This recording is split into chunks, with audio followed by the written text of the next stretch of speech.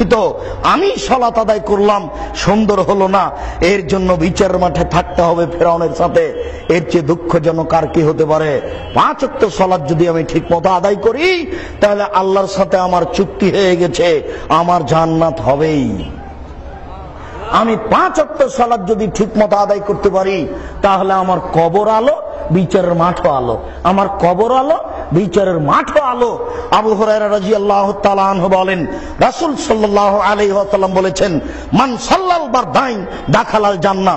কেউ যদি আসরের সালাত আদায় করতে পারে, ফজরের সালাত আদায় করতে পারে, তাহলে ও জান্নাতে চলে গেছে, ও চলেই গেছে। কেউ যদি ফজরের সালাত আদায় করতে পারে আর আসরের সালাত আদায় করতে পারে, তাহলে জান্নাতে চলে গেছে। কথাটি ঠিক ওই রকম যেমন আল্লাহর নবী বলেছেন, ফরজ সালাতের পরে যদি কেউ আয়াতুল কুরসি পড়ে, তাহলে জান্নাতে চলে গেছে। ঢোকেনি কেন? মরেনি এই জন্য। মরলেই যাবে, এই কথা রাসূল সাল্লাল্লাহু আলাইহি সাল্লাম বলেছেন। কথাটি ঠিক অনুরূপী।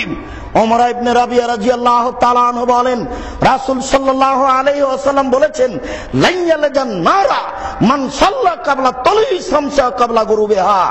যারা সূর্য ওঠার পূর্বে সালাত আদায় করতে পারে, যারা সূর্য ডুবার পূর্বে সালাত আদায় করতে পারে, তারা কখনো জাহান্নামে যাবে না, কোনো দিনও যাবে না, কখনো যাবে না।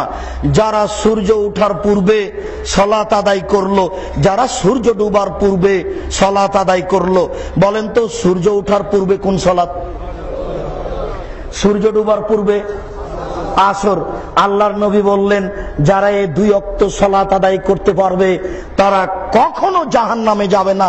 কথাটি ঠিক ওইরকম হয়ে গেল যে আপনাকে একদিন বলছিলাম নফল সালাতের গুরুত্ব বলতে গিয়ে, আপনার মনে আছে জোহরের আগে 2 পরে 2 আমি পড়লে নেকি পাবো। বুখারী মুসলিমের হাদিস। কি নেকি পাবো তা আল্লাহর নবী বলেননি, তবে আমি নেকি পাবো।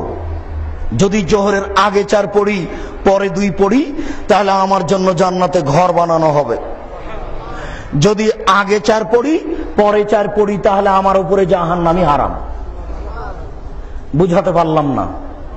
আবার বলি, জোহরের আগে 2 পরে 2 বুখারী মুসলিমের হাদিস, পড়েন, কোনো সমস্যা নেই, নেকি পাবেন। কি নেকি? আল্লাহ রাসূল বলেননি। জোহরের আগে 4 পরে 2, বলেন তো কি পাবেন? জান্নাতে ঘর বানানো হবে। জোহরের আগে 4 পরে 4, বলেন তো কি হবে? জাহান্নামী হারাম। ঠিক অনুরূপী কথাটা হয়ে গেল, সে কখনো জাহান্নামে যাবে না, কোনো দিনও যাবে না, তার উপরে জাহান্নাম হারাম। শব্দটা আপনাকে আমি বুঝাতে পারবো না, ওটা আরবি গ্রামের ব্যাপার। লাইন ইয়ালাজান নারা হারগিজ नहीं वो জাহান্নামে যা सकता है, कभी नहीं जाएगा, কখনো সে জাহান্নামে যাবে না। এইভাবে রাসূল সাল্লাল্লাহু আলাইহি ওয়াসাল্লাম বলেছেন।